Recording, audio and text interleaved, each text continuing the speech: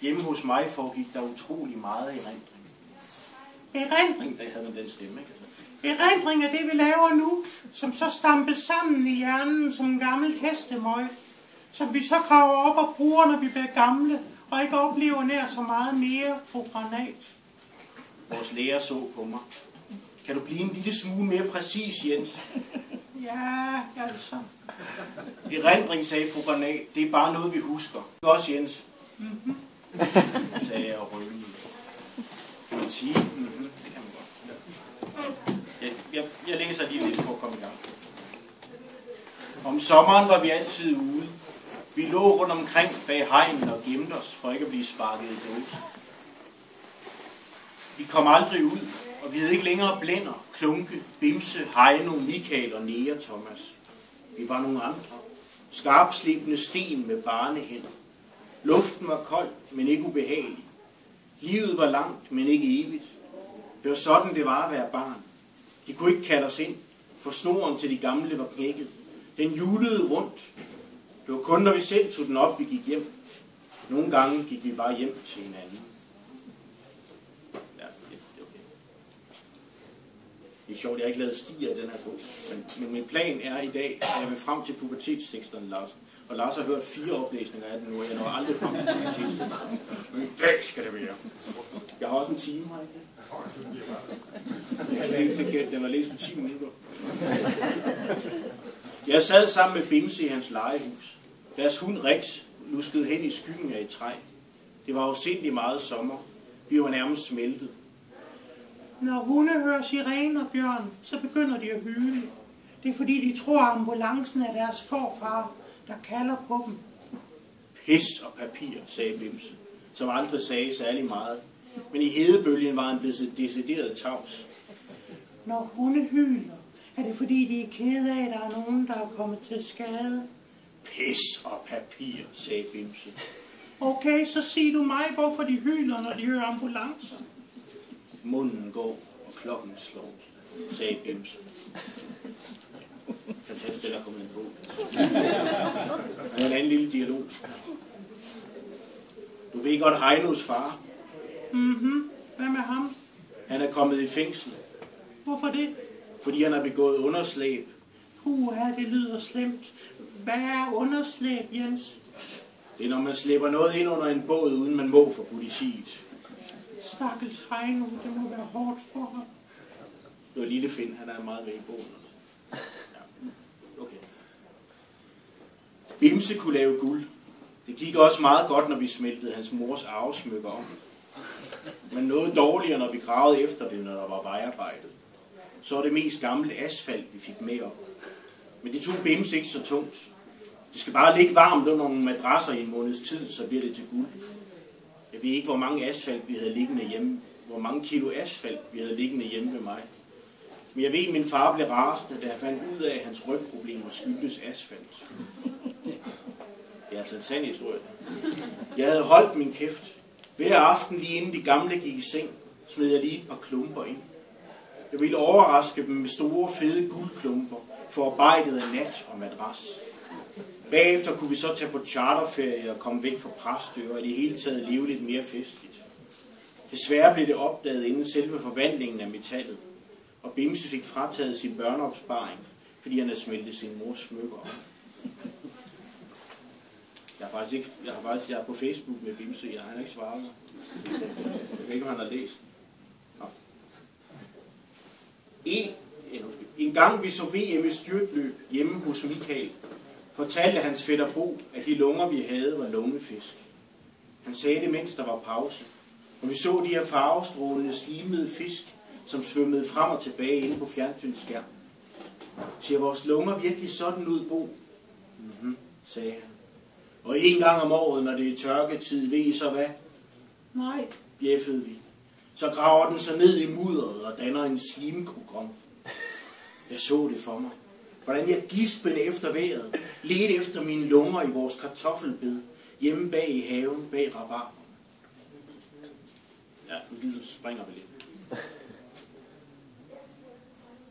En af de mest irriterende og påståelige i hele verden var Karsten med U. Han var til at blive sindssyg. Jamen, I kender Karsten. Han var til at blive sindssyg over. Bedst som vi sad og legede, begyndte han på sit pis. Så begyndte han pludselig at påstå et eller andet. Det kan godt være, at du ikke ved det. Men jeg hedder ikke Karsten. Jeg hedder Kursten. Nu gør du ej, jo.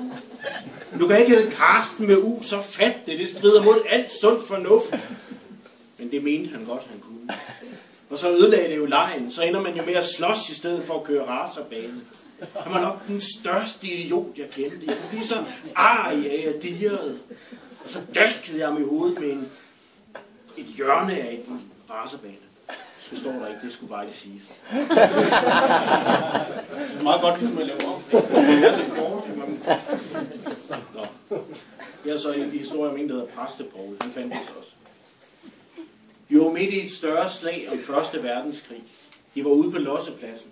Der stank af nedstyrtede køleskabe med måger indeni. Hvad laver du, Præstepoul? Du er død. Nej, jeg er ikke død, for jeg spiste lige en sikkerhedspille inden. Du er død, det findes ikke. Jo. For jeg har lavet en sikkerhedsboks omkring mig. Luk lås, luk lås.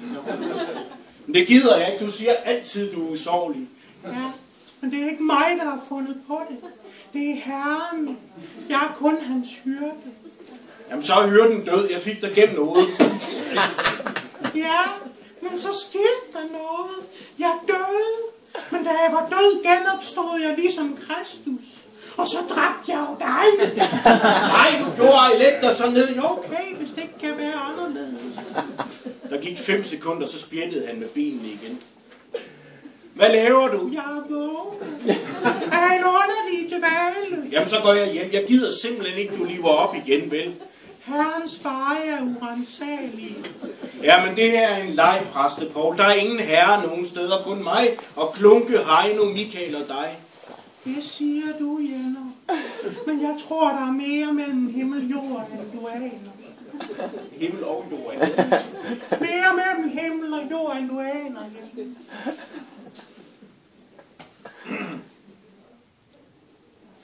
En gang døde, undskyld, nu sidder og kigger på Lars. En gang døde vi i 5 minutter. Vi nåede helt op til Gud og boede i en slags hytte. Men så kom Bimses far hjem og slukkede for gassen. Hvad er der med jer, unger? Vil I gerne dø? Nej, vi vil bare lige se, hvad der sker.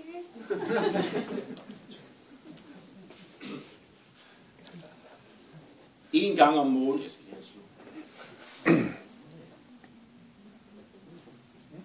En gang om måneden tog vores mor os ned til Gummerfrisør. Han havde 4 frisyrer at vælge imellem.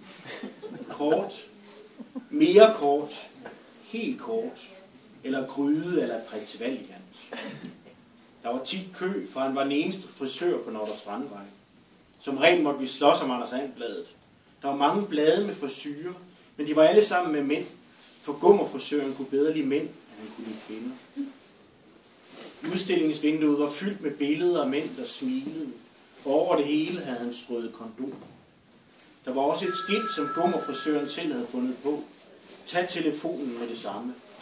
Der var også et skilt, som Gummerfrisøren selv havde fundet på. Sæt nøkken på pløkken. Det er lykken. Det stod der. Han var i en gammeldags frisørskole med særlig hvid kittel og masser af hårvand i sprit. Det valgte mig til sidst. Jeg valgte altid kort, men Niels, min storebror, fik aldrig lov at vælge andet end gryde.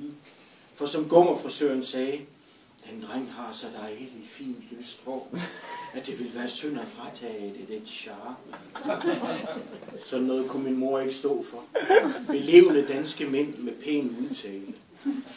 Gummerfrisøren boede i samme hus, som salongen lå i. Et flot skilt udenfor fortalte, at her boede her boede hårarkitekten. Efterhånden som det blev moderne med vejfester, anskaffede han så også en lyskæde, som blinkede i forskellige farver. Gå ej i affekt, kom ind til hårarkitekt. Det var meget stort skilt.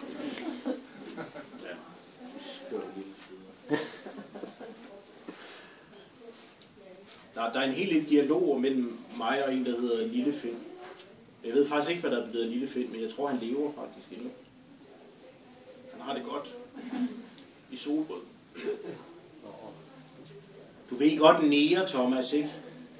Hvad med ham? Han har en hytte på maven. Hvad har han? Han har en hytte der, hvor vi andre har en navle. Hvorfor har han det? Fordi de ikke laver navler i Mozambique, lille Finn. De pakker bare navlen lidt ind i hytte, og så... Pup. Er du sikker på det? Ja. Det er fordi, han er barn af medicinmænd. De vil gerne have navlerne ind i tørvejr. Jeg går altså hjem nu. Ja, farvel, lille Finn. Om sommeren var Thamesvej et kogende helvede for bare tæer. Men det var den mest direkte vej til havet. Så handlede det om at løbe i skyggerne fra gadelamperne og murene. Poserne med badetøjet klistrede til benet. Huden på skuldrene skallede af. Der var ikke noget, der hed solcreme dengang. Vi skal ned og bage nu. Jo større og stærkere vi blev, jo bedre skygger fik vi. Jeg har den fedeste skygge herovre. Du kan godt skride, lille Finn, råbte Heino og buffede lille Finn ud på vejen. Så stod lille Finn der og hoppede på sine tåspidser, indtil han fandt en lille bitte gadelampeskygge. Det er kapitalisme, Heino, sagde jeg. Hvad er det? Det er, når den store tryner den lille, sagde jeg, og pilede over vejen for at nå en god murskygge hos ham, der lignede en brændt speedway-kører i hovedet. Det kunne snilt tage en halv time ekstra at glemme sine sko derhjemme. Det var faktisk først et godt stykke nede i august, at fodballerne var hårde nok til kogepladeasfalten på Thamesvej. Men der var vi også allerede skiftet hud 3 gange og var blevet til sensommer. Det var en fin ud. Hej, Schenko.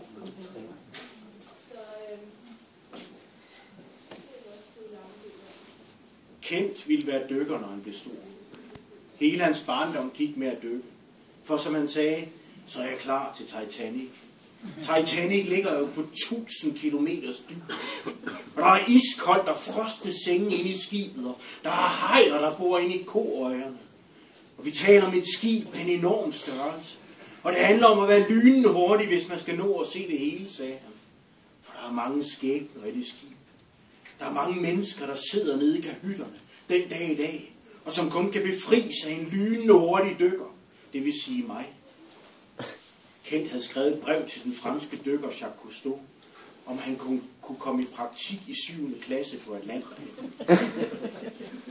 Han havde skrevet det meget kort, for som han sagde, der er ikke meget luft på havets bund, og dykkere gider ikke læse lange breve.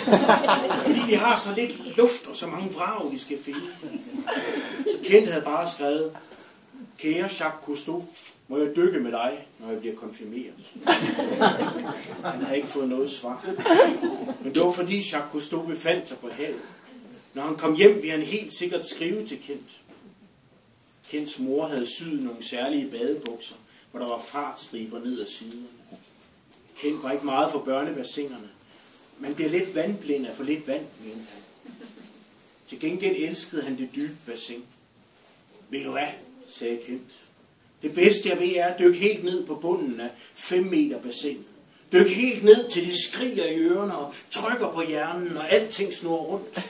Og så lige vende sig og glo op dernedefra. Og se lyset fra solen, der spiller ind i vandet. Og når så det begynder at blive småt med ilten, så støder jeg jo fra og borer mig som en pil op mod lyset. Med hænderne strakt op over mig, op mod kanten. Og når så jeg får fat i kanten og hiver luften ned i mine lunger og kan trække vejret, så ved jeg, at jeg bliver dykker. Jeg dykkede nogle gange med ham. Jeg måtte give op, før vi kom helt ned. Jeg var mere til lavt vand og oppustet plastikdyr. Jeg ved ikke, om Kent han blev dykker. Sidst jeg så ham, lignede han ikke en dykker. Han kunne godt ligne en, der havde været udsat for et stort tryk.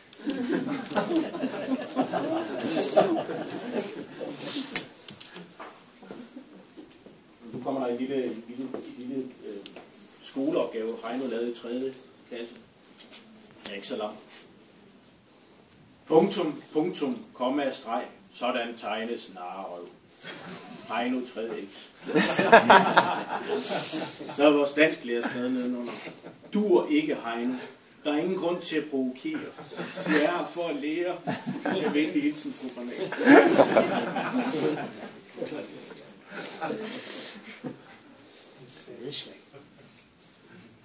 Samtale med Lille Finn. Du ved godt København, ikke? Mm-hmm. Du ved godt, den er bygget på bjerge af kødben, ikke? Er det rigtigt? Mm-hmm. Det var jo en gang, hvor de smed de største kødben fra sig. Det var derfor København oprindeligt hed Kødbenhavn. Hvorfor det? Fordi vi taler om kødben, der var så store, at de var umulige at slæbe med sig. Og der var heller ingen hunde dengang, jo. Det var der garanteret. Okay, men dem der var, de havde alt for små munde. Smed man dem så bare rundt omkring i København? Det må da have set mærkeligt ud. Nej, for det var jo gamle dage, hvor man levede rimelig hulter til buld. Et kødben fra eller til gjorde ikke noget. Men hvor store var de kødben? De var sådan en rundetårnstørrelse. Hold da op. Hvad var det for nogle dyr, de havde slagtet? Det var jo dem, der hed kæmpeærkepindsvin. Så tror jeg ikke på det. Så er det værst for dig selv, Lille Finn, for så vil du aldrig fat i København. Okay. Bimses far havde et vognmandsfirma. Han ejede 20 lastbiler. Han havde arvet dem fra sin far. En periode holdt de over hele vejen. Der kom ingen klager. Der var masser af plads, for der var ikke mange biler dengang. Lastbilerne var så store, at man næsten kunne køre under dem på cykel. Der stank af diesel. De holdt bare der med præsendinger over den her store front, hvor der stod Ford og Scania Varebis. Chaufførerne kom og kørte hjem igen efter korte samtaler med Bimses far, der rystede på hovedet. Nej, ordren gik i vasken, men tak fordi du kiggede forbi og ringer, hvis der kommer noget. Lastbilerne havde stadig navne stående i forruden. Gule og sorte plastikskilte, som lignede nummerplader. Trold hed en, og Bamse, og Issyl, og Knogle. Firmaet kunne ikke løbe rundt. Det krævede en helt speciel energi at eje et lastbilsfirma. Man er i gang 24 timer i døgnet. Og den energi havde Bimses far ikke.